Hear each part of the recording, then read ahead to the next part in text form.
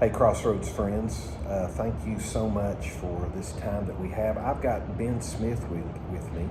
He is a former student of mine from Truett Junior High School, and he's also a good friend of mine now and a brother in the Lord, former coach at Bradley Central High School wrestling, and I want him to talk about how that all started with me doing chapel with the wrestling team. So how did that start, and give your thoughts about that? Yeah, that's a great question. Thanks for giving me the opportunity to tell my story and affirm you and Crossroads and what part that has played in my life as an immature head coach transitioning in his walk of faith to probably still an immature assistant principal now, but definitely a lot farther along than where I was when we first met. But when I took over the program at Bradley Central High School, I was not lost, but I was far from the Lord. I was wrestling with some Ephesians, 10 through 18 stuff.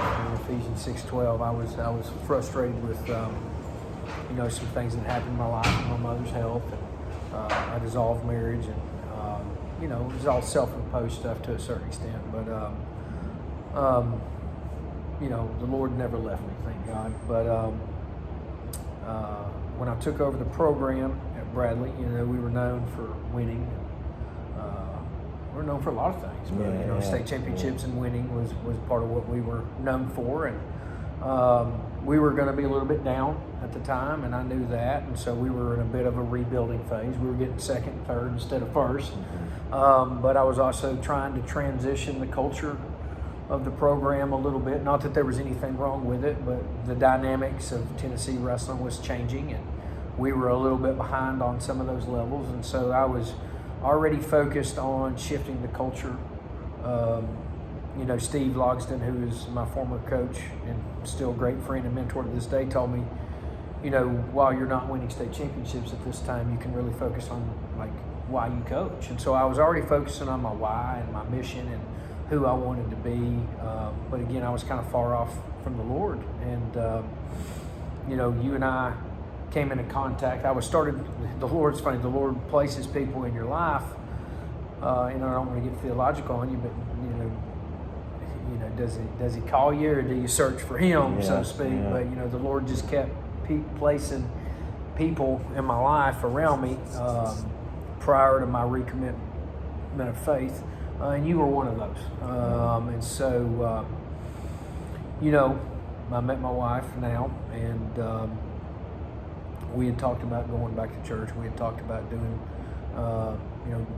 getting more involved. She was involved in Mount Olive, and I was not involved. She would go to church, and I would go ride my mountain bike. And then that turned into, okay, we'll go here, and then you go there, and then we started going to First Baptist, and then just quietly one day I recommitted my life to Christ again, just sitting in the chair by myself, and I went about a year without telling anybody, including her, because I was still wrestling with the dual nature of the coach versus, I didn't know you could coach. I mean, moralistically, I knew you could coach and be a good man, but I was still torn between two different people, so to speak. The flesh and the spirit really wage war. I hear you. And so I knew, and we were getting better. We were close to winning some state titles at that time, and one of the first things that I wanted to do, even before I came out and said, hey, I've recommitted my life to Christ, is part of that culture change was I wanted a chaplain, and I wanted somebody to come in, not a Heath, not a Robert, not a Mickey, not a, and we crossed paths, and I was like, hey, I remember that. I want you to be my chaplain, and here's why. My dad always spoke highly of you. I knew of you as my teacher at Truett, but you were one of those people. I'm doing a study on the disciples now. Jesus' call of Nathaniel. There is a true Israelite. I knew, I've always known that your faith was genuine. It was sincere. You were you know, MacArthur kind of compares that chapter to the hypocritical nature of the Jewish culture at the time. That's what he means. Wasn't speaking as much in affirmation of Nathaniel as he was against the religious culture of the time. And I knew you were the real deal, and I knew that you were somebody that I wanted to be around. And so if anything transactional happened there, before anything transformational happened, I knew you were one of those people I wanted to surround myself with to make me a better version of myself. And so I firmly believe if the head's sick, the body's sick. So if I'm around somebody that's making me better and I'm in the middle of this culture change, then I can help lead the charge of that culture change. And so I think we just finished our 10th year of you being our chaplain. And we did. Yes. Just moving forward, it was really, Coach Pippinger played a big part in just the recommitment, the courage, the push, the nudging, the God winks to go, you know what, God, like my perspective on these things that I was angry about and frustrated about is off and it's wrong. And it's the picture is what it is, but let's put it in a different frame and let's look at it from a different perspective. And when God revealed Himself to me, 2014, thank God I'd had people around me that were kind of, pushing and nudging, and then not just me, but the entire culture of my program, which I'm sure we'll get to here in a minute. Yeah. It's interesting, friends. I remember being on campus at Bradley one day, and he said, "Hey, Coach, would you?" Because I am a former coach, but being a coach, he said, "Would you pray and consider being our chaplain?" And I was like, I'm not going to pray and I'm not going to consider it. What time do I need to be there and what day? And we decided on the day. And it was always Wednesdays right after school, about 3:45. Coach would start putting the clock on me because I felt like I was cutting into their practice time. And I wanted to be respectful of that, but it was really good because it helped me stay on track. And I always wanted to talk to the boys and now the girls about, hey, this is what Scripture says. I never want to be topical. I always want to speak straight to the heart about where they would be. And what you're sharing is really the unfolding of all that I always wanted to be, because you guys were going to forget more about wrestling than I was ever going to know. Well, but speak to that. And like I was saying, I really wanted somebody different. We live in the buckle of the Bible Belt, and we've got a lot of really powerful speakers and coaches that have been in and around and have come through this community and are still in this community, and I didn't really realize it then as much as I do now, but I wanted someone to be, I didn't want just story time. I didn't want, these kids that grow up in church, that's a whole nother subculture of problems. Right. I wanted it to be from the Word. I wanted it to be based on the Word, on good, sound theological teaching that comes out of the Bible, and not just, you got to tell stories to get your point across to a certain extent, but that's how Jesus did through parables. But like that's why He left us those parables, so to speak. But I wanted somebody different in the fact that it would be based on the Word, and it would be geared toward their heart. And it would be ultimately at the end of the day, we won to win state titles, and we did. We won plenty of them. We were in the finals a lot. We won tons of state championships, whatever. But I wanted it to be an eternally focused relationship. Like I care so much about you that I can't not tell you about Jesus and what He did for me, with me, and through me. And so, and you would do it. Pip's unique in the fact that he's just got this gentle, he's the kind of guy I want to be around. Like those fruits of the Spirit that don't manifest naturally in me, Pip has. And so, the love, the kindness, the goodness, the gentleness, some of the self-control. And I know he's told stories where he's had to learn that, but, I've always believed you are the sum of your 5 best friends and you are the company that you keep. And, we tell our wrestlers, if you want to be a state champ, find a state champ and do what they do. And well, Pip was a guy that, and is a guy that as a person that I want, like, there's things about him that I wish I had more of. And so for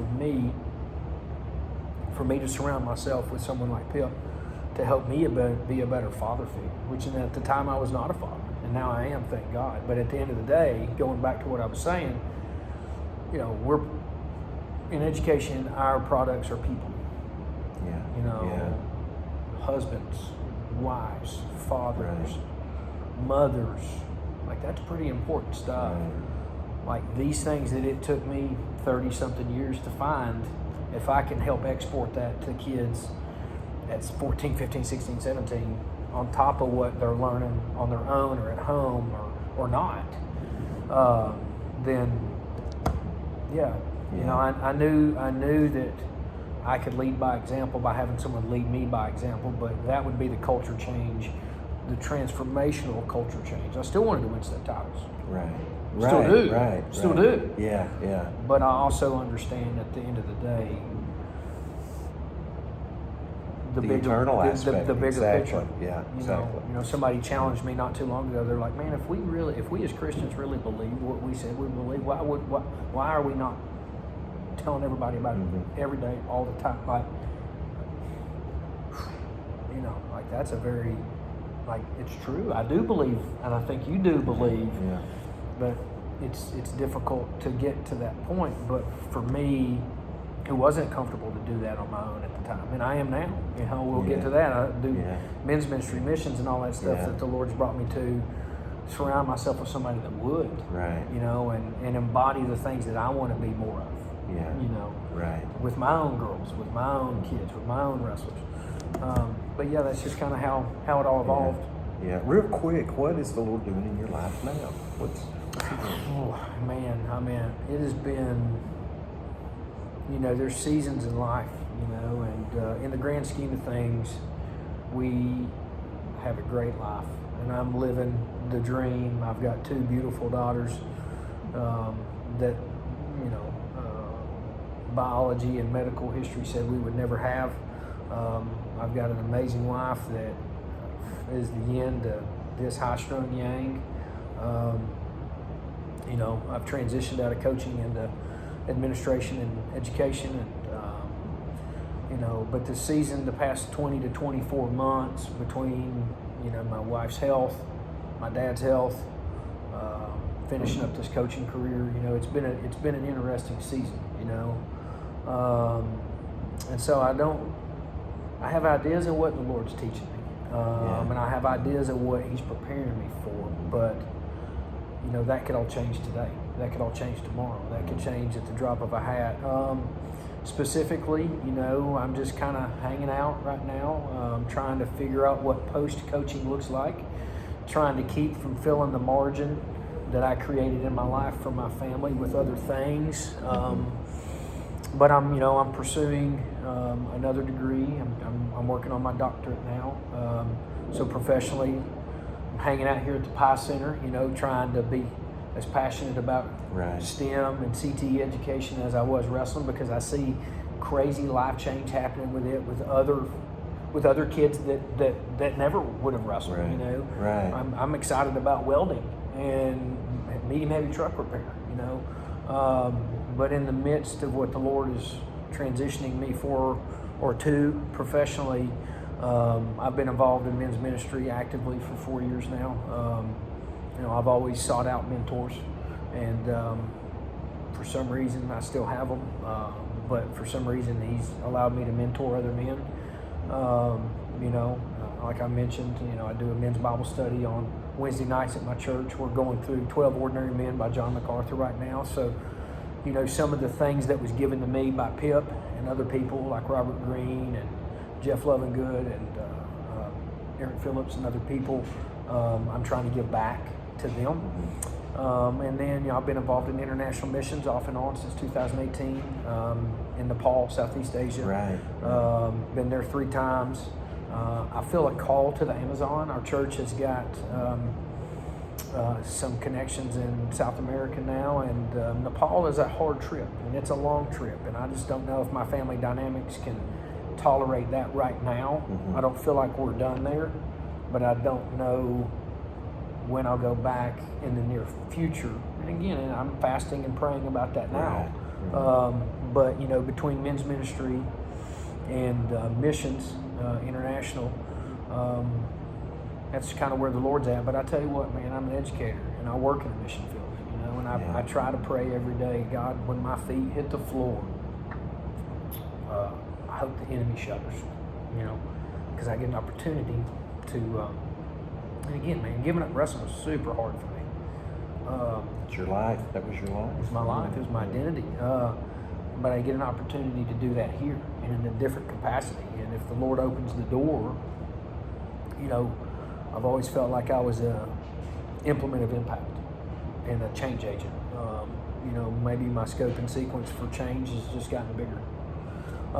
But you know, I think the Lord wants me to just sit and listen and learn, and kind of this season that I'm in, just enjoy the slower pace, but also learn what He's teaching me while He's teaching it to me. So I'm praying for that every day. But in the midst, you know, we're doing some live with some men on Wednesday, and doing a little Bible study here with a couple of guys, and waiting on the next mission trip. Yeah.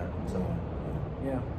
Ben, thank you so much. Yeah, man. Thank you so much for this time. Yeah. Friends, you heard right here, the Lord is doing some great things in and through Ben, and it's just been grateful. What a privilege and an honor for me to be a part of Bradley Wrestling for the last 10 years, going on year 11. So anyway, thank you so much for your time, Ben. May the Lord richly bless you. Appreciate it. God bless you. Thank y'all.